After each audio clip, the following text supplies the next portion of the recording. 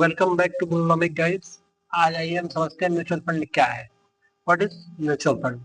Okay, so हम सबसे पहले म्यूचुअल फंड की डेफिनेशन समझिए। डेफिनेशन क्या होता है mutual fund? What is mutual fund? Mutual fund एक ऐसा इन्वेस्टमेंट व्हीकल है जहाँ कई लोग अपना पैसा एक जगह इन्वेस्ट करते हैं और एक्सपर्ट फंड मैनेजर उस पैसे को स्टॉक्स, बॉन्ड्स या अदर एसेट्स में लगाता है। सिंपल शब्दों में टीम वर्क से वेल्थ बिल्ड करना। आप ऐसे एक सिंपल सी बात हम समझिए, तो अगर आप कुछ इन्वेस्टमेंट करना चाहते हैं स्टॉक मार्केट में, तो आपके पास क्या ऑप्शन है? या तो आप डायरेक्ट एक शेयर खरीद सकते हैं, एक कंपनी का खरीदी, या फिर 10 कंपनी का खरीदी, आप शेयर खरीद सकते हैं। अब क्या है, उस कंपनी के ऊपर कुछ प्रॉब्लम ऐसा आता है जो कि वो फेस नहीं कर पाता है, तो उस कंपनी की जब वैल्यू गिरेगी तो आपके पैसों की भी वैल्यू गिरेगी, जो आपका इन्वेस्टमेंट है। तो अब आपके पास तो लिमिटेड मनी है, आप अनलिमिटेड कंपनीज में इन्वेस्ट भी नहीं कर पाएंगे, आप लिमिटेड में ही कर पाएंगे। तो अब मान लीजिए जैसे आप एक दो में कर रहे हैं इन्वेस्टमेंट, तो वहां पे लॉस होने का आपको ज्यादा प्रोबेबिलिटी है कि हाँ आपको लॉस होगा।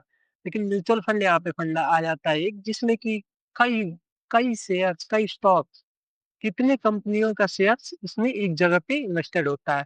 जैसे अब मान लीजिए आप म्यूचुअल फंड में सिंपल क्या है आपका कि हाँ, अगर आप म्यूचुअल फंड में 100 रुपीज इन्वेस्ट कर रहे हैं, तो इसमें पहले 10 रुपए एसबीआई में चला जाएगा, फिर 10 रुपए रिलायंस। तो ये नहीं है कि एक कैटेगरी में ही जाएगा। अगर बैंकिंग सेक्टर में भी जा रहा है तो इसमें आपका फिर इंडस्ट्रियल सेक्टर में भी जाएगा, एफएमसीजी में भी जाएगा, मतलब अलग अलग कैटेगरी कंपनियों में। अब मान लीजिए कि आता है, अगर कुछ आपदा आती है कंपनियों के ऊपर, एक सेक्टर के ऊपर ही आ जाता है। जैसे मान लो कि बैंकिंग सेक्टर के ऊपर कोई ऐसा आरबीआई का रूल्स आता है जिसकी वजह से बैंक निगेटिव रिटर्न्स दे रहा है, तो अब मान लीजिए कि आपका पैसा उसमें लॉस होने का प्रोबेबिलिटी ज्यादा है। ठीक है, तो आप अगर एक सेक्टर में ही पैसा इन्वेस्ट है, एचडीएफसी में मैंने कर लिया, एसबीआई में मैंने कर लिया, तो इससे मुझे लॉस ज्यादा होगा। बिकॉज क्यों होगा? क्योंकि पूरा सेक्टर ही डाउन जा रहा है, तो उसमें क्या ही मुझे बनेगा। बट म्यूचुअल फंड वही आपका इसमें क्या करता है कि एक तो पहली बात, एक कंपनी का वो सिर्फ शेयर नहीं खरीदता है, अलग अलग कंपनी का शेयर लेगा, अलग अलग सेक्टर की कंपनियों का शेयर लेगा। आई समझते हैं? एक कोई कंपनी है जिसका वैल्यू है 100 करोड़, ठीक है यार, मैं लिख दे रहा हूँ 100 करोड़। अब आप मेरे को एक बात बताइए, 100 करोड़ एक वैल्यू है, और वही एक कंपनी है जिसका है 1 लाख करोड़, ठीक है, 1 लाख करोड़। अब आप बताइए दोनों में से सबसे पहले अगर कोई कंपनी डूबता है तो कौन सा डूब सकता है?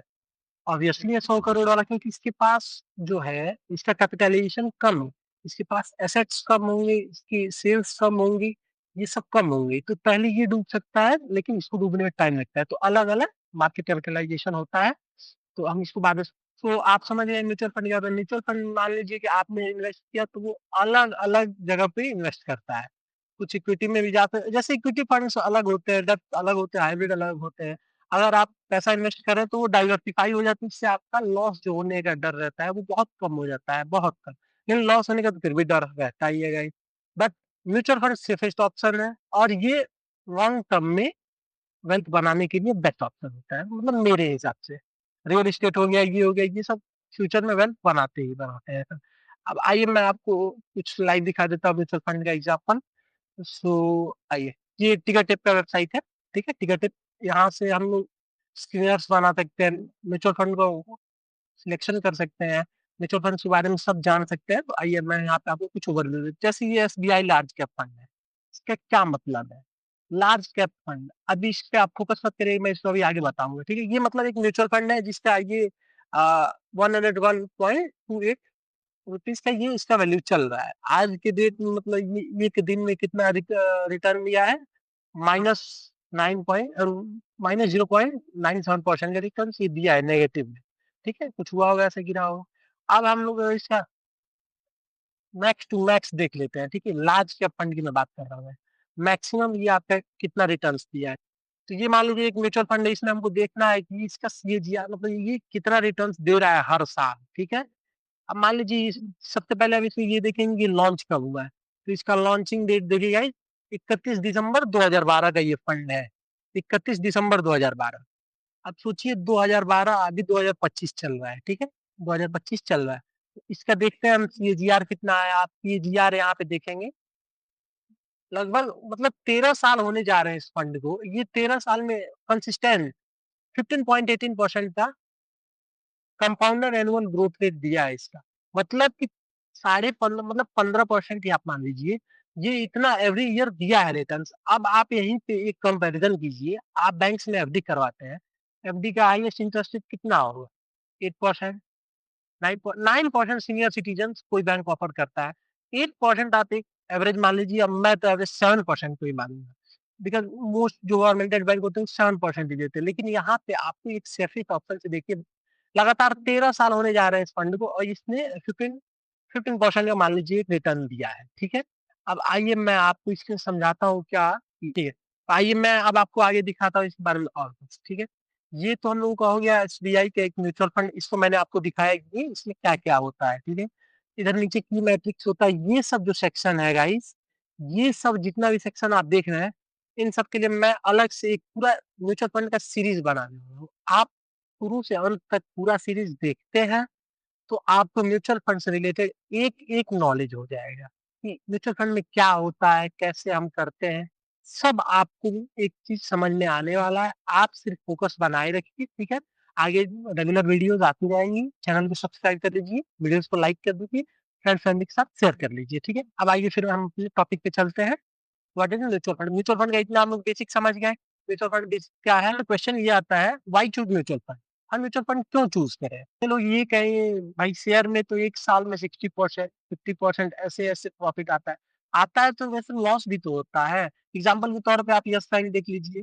यस बैंक का कितना बुरा टाइम आया था, 450 का शेयर 15, 16, 10 रुपए तक चला गया था। सो उसमें आपको लॉस होने का ज्यादा चांस रहता है, लेकिन म्यूचुअल फंड में आपको लॉस होने का चांस एकदम कम होता है, बहुत। सारी हम लोग देखते हैं ये एक वाई चूज म्यूचुअल फंड, हम म्यूचुअल फंड क्यों चूज करें, इसका कुछ बेनिफिट आइए समझते हैं। वाई चूज म्यूचुअल फंड में आप ये देखिए, डाइवर्सिफिकेशन होता है।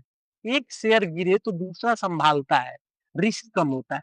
डाइवर्सिफिकेशन मान लीजिए एक एफएमसीजी में शेयर चला गया है, एक आपका चला गया बैंकिंग सेक्टर में, एक आपका चला गया इंडस्ट्रियल सेक्टर में, अलग अलग सेक्टर में ये आपका चला जाएगा। ठीक है, अब मान लीजिए कि एक सेक्टर डाउन होता है तो दूसरा सेक्टर तो रहेगा ना, तो दूसरा सेक्टर उसको कवर अप कर लेगा। ठीक है, आगे आइए हम समझते हैं। प्रोफेशनल मैनेजमेंट आपके लिए एक्सपर्ट रिसर्च करता है। देखिए जैसे मैं आपको दिखाया हूँ अभी एसबीआई लार्ज कैप फंड। ठीक है, तो उसको मैनेज करने के लिए ये नहीं है कि आप पैसा इन्वेस्ट किए तो हमने जो मन आया वो, मतलब आप जो फंड मैनेजर को जो मन आया वही शेयर उठा लिया, नहीं। उसके लिए पूरा एक रिसर्च टीम होता है, अच्छे से एजुकेटेड वेल एजुकेटेड वहाँ पे इन्वेस्टर्स होते हैं सब, जो इन्वेस्टिंग का उनके पास अच्छा सा एक्सपीरियंस होता है, प्लस उनकी सैलरी भी बहुत हाई होती है, तो वो सब फोकस ज्यादा करते हैं सब। उन सबका काम ही ये होता है कि आपके फंड को ग्रोथ के लिए जाना। अब आप ये सोच रहे हैं कि फ्री में वो सब ये काम क्यों कर रहे हैं सब? फ्री में नहीं गाइस, आने वाली वीडियो में मैं बताऊंगा आपको कि इसके चार्जेस क्या लगते हैं। कि आइए, एसआईपी ऑप्शन। एसआईपी ऑप्शन होता है छोटी छोटी रकम से बड़ा कॉर्पस बन सकता है। एसआईपी में आपको ये बताऊं तो जैसे कि एक होता है लमसम। ठीक है, एक ये हो गया लमसम। लमसम में क्या है, मैं अभी चाहूँ तो यहाँ पे 5 के रुपीज में ना 5,000 इन्वेस्ट करना है तो मैं 5 के एक बार में इन्वेस्ट कर दूंगा। ठीक है, आज की डेट में करूंगा यही रहेगा। एक आता है एस आई पी। ठीक है, एस आई पी, इसमें क्या होता है कि मैं ये कर दूं, हाँ, 100 रुपीज पर मंथ मेरा इन्वेस्टमेंट हो। ये आप ऑटो पे कर देते हैं, यूपीआई से कर लीजिए, बैंक से कर लीजिए। ये एवरी मंथ की एक आप डेट सिलेक्ट करें, कौन से डेट पे, मान लीजिए सपोज 1 तारीख को। ठीक है, आप 1 तारीख को सिलेक्ट करिए, एवरी मंथ 100 रुपीज आपके अकाउंट से कट के उस म्यूचुअल फंड में ऐड होता जाए। समझते हैं टाइप्स ऑफ म्यूचुअल फंड। ठीक है, म्यूचुअल फंड कितने टाइप के होते हैं? इक्विटी फंड होता है ग्रोथ के लिए। देखिए फंड अलग अलग होता है, आप समझिए। एक इक्विटी होता है जो कि स्टॉक्स में, शेयर्स में पैसा इन्वेस्ट करता है। ठीक है, ये इक्विटी ग्रोथ से ज्यादा होता है। तो इक्विटी हो गया ग्रोथ के लिए, डेप्थ फंड स्टेबिलिटी के लिए। इन सब पे एक सेपरेट सेपरेट वीडियो मैं लाऊंगा आई गई। देखिए ये टॉपिक बहुत बड़ा है, तो छोटी वीडियो में कवर नहीं किया जाता है, बट क्या है कि छोटा छोटा वीडियो बनाना पड़ सकता है इस टाइम। तो मैं आप लोगों को छोटे छोटे वीडियो के थ्रू छोटा छोटा ज्ञान देता जाऊंगा। ठीक, तो एक इक्विटी फंड होता है, एक डेब्ट फंड होता है। डेब्ट फंड किस लिए होता है? स्टेबिलिटी के लिए। जैसे इसमें मतलब वॉलीटिलिटी ज्यादा होता है, जैसे अभी मान लीजिए यहाँ पे अभी ऊपर चल रहा है, अभी नीचे आ जाएगा, तो इसमें थोड़ा ज्यादा वो होता है, अप डाउन होता है। डेब्ट फंड में स्टेबिलिटी ज्यादा होता है। हाइब्रिड फंड होता है बैलेंस करने के लिए। जैसे हाइब्रिड में इन्वेस्टमेंट के अलग अलग ऑप्शन होते हैं, मैं उसके लिए आपको अलग से एक वीडियो में बताऊंगा। ठीक है, आइए ये नेक्स्ट है mutual fund categorise by market capitalisation. जैसे मैंने आपको अभी दिखाया एसबीआई लार्ज कैप फंड, ठीक है। आप देखेंगे तो एक एसबीआई स्मॉल कैप फंड होगा, एक एसबीआई मिड कैप फंड होगा, एक एसबीआई फ्लेक्सी कैप फंड होगा। ऐसे ऐसे अलग अलग फंड्स होते हैं, मैं आपको बताऊंगा उसके बारे में। सबसे पहले आप ये 3 फंड समझिए जो मोस्टली मार्केट में यूज़ होते हैं, ठीक है? आप इनको समझिए पहले। Large cap fund, large cap fund invest करते हैं बड़े कंपनीज़ में। जैसे लार्ज कैप में अगर मैं पैसा डाल रहा हूँ, तो वो पैसा किसमें जाएगा? रिलायंस कंपनी में जाएगा, इन्फोसिस में, एचडीएफसी जैसे जायंट्स में जाएँगे, मतलब बड़ी-बड़ी कंपनी में जिनका वैल्यूएशन बहुत ज़्यादा है, जो स्टेबल होते हैं, ज़्यादा उनमें वो मूव्स नहीं आते हैं। ये स्टेबल होते हैं, प्रेडिक्टेबल रिटर्न्स देते हैं, रिस्क कम, ग्रोथ स्टडी होता है, ठीक है? एक होता है मिड कैप फंड थोड़ी छोटी कंपनीज़ में, मतलब लार्ज कैप से थोड़ा छोटा कंपनी जो होता है उसमें इन्वेस्ट करते हैं, जो ग्रो कर रही है, मतलब जो ग्रोथ के रेट पे। अब मान लीजिए जो कंपनी ऑलरेडी 2 लाख करोड़, 3 लाख करोड़ के आस-पास का वैल्यूएशन ओन कर रही है, वो कितना ही ग्रो करेगी। मतलब उसका ग्रो तो होता ही रहना है, लेकिन उसका ग्रोथ थोड़ा धीरे-धीरे होता है। अब ये होता है मिड कैप फंड्स थोड़ी छोटी कंपनीज़ होती हैं, इसमें जो ग्रो कर रही हैं, लेकिन अभी टॉप पे नहीं है। रिस्क थोड़ा ज़्यादा है, लेकिन ग्रोथ भी तेज़ी से हो सकती है, ठीक है? तीसरा आता है स्मॉल कैप फंड, सबसे छोटी कंपनी। स्मॉल कैप्स में आपको रिटर्न्स बहुत ज़्यादा मिलते हैं, ले रिस्क भी हाई होते हैं। स्मॉल कैप फंड जो नई-नई कंपनीज़ आती हैं मार्केट में जिनका वैल्यूएशन थोड़ा कम है, ग्रोथ में होता है, उन सब में इन्वेस्ट होता है। स्मॉल कैप फंड सबसे छोटी कंपनीज़ में पैसा लगाते हैं। High risk, high reward. Market गिरता है तो सबसे पहले ये इम्पैक्ट होते हैं, लेकिन सही पिक हो तो रिटर्न भी धमाकेदार होते हैं। तो मैं आज तक जितना इन्वेस्टमेंट किया होगा ये स्मॉल कैप, मिड कैप में किया हूँ। लार्ज कैप में मेरा इन्वेस्टमेंट नहीं है, मतलब है थोड़ा बहुत है, क्योंकि रिटर्न्स उसमें ज़्यादा नहीं आते हैं। आपको मैं स्मॉल कैप का एग्ज़ाम्पल दिखाऊँ तो आप देखेंगे 30-30% पर ईयर, 40-40%, एक-एक तो ऐसे है कि मतलब 60% तक पर ईयर का निकाल लेते हैं सब, बट वो स्टेबल नहीं होता है कि एवरी ईयर उतना आएगा ही आएगा। आज आया, इस साल आया, अगले साल नहीं आ सकता है। कोविड में देखा जाए तो 2 साल तक लगातार मार्केट गिरता ही रहेगा, तो उसमें क्या ही रिटर्न्स आएगा। तो ऐसे-ऐसे सिनेरियो होते हैं, ठीक। अब आइए हम समझते हैं हम लोगों को इन्वेस्ट करने का, मैं आपको अभी बताया ऊपर एसआईपी वर्सेस लमसम के बारे में।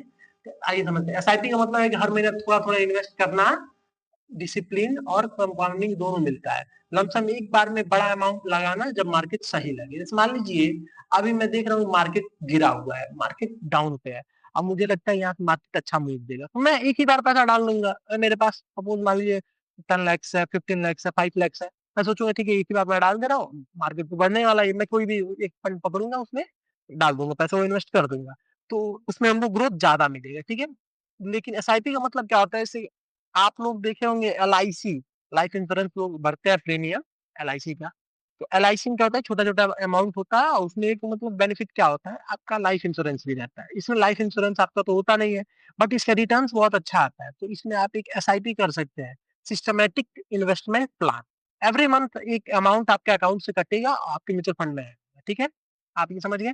कॉमन मिस्टेक्स आपको अवॉइड करने हैं, पास्ट रिटर्न्स के पीछे मत भागिए। देखिए ज़रूरी नहीं है कि जो मार्केट पिछले 10 साल में रिटर्न दिया है, वही अगले 10 साल में देगा। मान लीजिए अभी तक मार्केट अगर 15% का रिटर्न्स दिया है कंपाउंडेड एनुअल ग्रोथ पे, तो हो सकता है कि अगले 10 इयर्स में अगर ग्रोथ कर रहा है इंडिया, ग्रो कर रहा है, तो उसका रिटर्न्स 20% भी हो सकते हैं, 30% भी हो सकते हैं। ये मैंने लार्ज कैप का बात किया। अब इसमें आप देखिए पास्ट रिटर्न पे जाइए ही मत। ये नहीं है कि अगर जो पिछले 3 साल में आप भी अरे 100% का रिटर्न दे दिया है, तो अगले 3 साल में देगा ही देगा। क्या पता कहीं अगले 3 साल में वो 10% का ही रिटर्न दे पाए। तो आप रिटर्न्स के पीछे मत भागिए, आप बस एक अच्छा फंड सिलेक्ट कीजिए, उसमें रेगुलरली रेगुलरली पैसा डालिए। म्यूचुअल फंड क्या है ना, म्यूचुअल फंड हो या फिर स्टॉक मार्केट पैसा आपसे ज़्यादा नहीं माँगता है, स्टॉक मार्केट आपसे समय माँगता है। आप इसको समय देंगे, ये आपको वेल्थ देगा। आप एक बात समझिए, मैं आपको एक कैलकुलेटर अगले इसके नेक्स्ट वीडियो में वही करके दिखाऊँगा कैलकुलेशन, आप देखेंगे तो आपका होश उड़ जाएगा, मतलब कैसे-कैसे इसमें पैसे मल्टीप्लाई होते हैं, ठीक है? नेक्स्ट आइए, रिस्क समझो, फंड का नाम नहीं उसका नेचर देखो। रिस्क समझिए, फंड के नाम से कोई लेना-देना नहीं है। देखिए, फंड में आप लार्ज कैप, स्मॉल कैप देखते हैं, ये देखना चाहिए, लेकिन उसका नेचर भी तो देखिए वो इन्वेस्ट किसमें कर रहा है, उसकी कंपनीज़ लिस्ट एक बार चेक करिए कि वो कहाँ-कहाँ इन्वेस्ट कर रहा है, ठीक है? और कोई रेपुटेड कंपनी का म्यूचुअल फंड ले, मैं यही सजेस्ट करूँगा।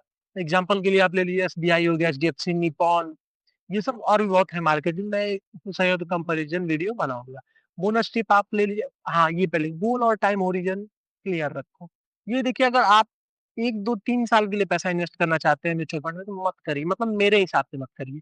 ठीक है, रिटर्न्स आएँगे बट उतने अच्छे से भी नहीं आएँगे। म्यूचुअल फंड का गेम कब आपको समझ में आएगा, जब आप 10 ईयर्स से ज्यादा आएगा तो आपका गोल है, ठीक है। 10 ईयर्स से ज्यादा आपका कोई गोल है, मैं बता रहा हूँ, आप इसमें मार लोगे अच्छे से, ठीक है। लास्ट में आइए बोनस टिप। म्यूचुअल फंड सही है, लेकिन सही फंड और सही स्ट्रेटेजी और भी सही है। अपने फाइनेंशियल गोल के हिसाब से चूज करो, ठीक है। ये सब मैं आपको आगे आने वाले वीडियो में बताऊंगा। इतना वीडियो में आप हमने क्या समझा, हमने ये कवर किया कि म्यूचुअल फंड क्या होता है। म्यूचुअल फंड एक बेसिकली फंड होता है। हमारे जैसे आपके जैसे हजारों करोड़ों इन्वेस्टर्स उसमें अपने पैसा इन्वेस्ट करते हैं, और एक होता है फंड मैनेजर, एक नहीं दो तीन जितने भी हो सकते हैं, कंपनी डिसाइड करती है। वो होते हैं सब फंड मैनेजर। फंड मैनेजर उस पैसे को अपने थ्रू अपने हिसाब से एनालिसिस करके, जो उनका अपना नॉलेज है उसका यूज करके उसको मार्केट में डिप्लॉय करते हैं। अच्छे से उसको अच्छी अच्छी जगह इन्वेस्ट करते हैं और आपके लिए रिटर्न निकालते हैं, ठीक है। उसके लिए वो एक फीस भी लेते हैं। अगर आप सबको पता है तो आप सब कमेंट करके बताइए, वरना मैं इसको आपको अगले वीडियो में बताऊंगा, ठीक है। तो चलिए बनते हैं। होप सो ये वीडियो आपको अच्छा लगा होगा। अच्छा लगा हो तो अपने फ्रेंड्स फैमिली को शेयर कीजिए, लाइक कीजिए, चैनल को सब्सक्राइब कीजिए, बेल आइकन ऑन रखिए। मिलते हैं नेक्स्ट वीडियो में।